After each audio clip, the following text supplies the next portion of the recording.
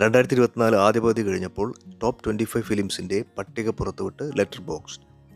ലാപ്പത്ത ladies 5ാം സ്ഥാനത്തുണ്ട്. 5 Malayalam സിനിമകളാണ് ഇത്തവണ ലിസ്റ്റിൽ ഇടം നേടിയിരിക്കുന്നത്.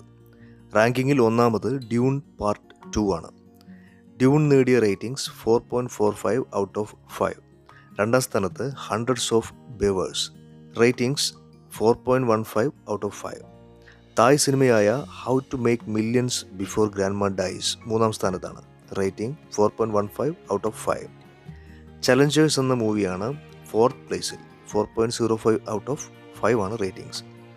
4.03 റേറ്റിംഗോടുകൂടി ലാപ്പത്ത ലേഡീസ് 5ാം സ്ഥാനം നേടി. ലിസ്റ്റിൽ ഇടം നേടിയ മലയാള പടങ്ങൾ ഇനി പറയുന്നവയാണ്.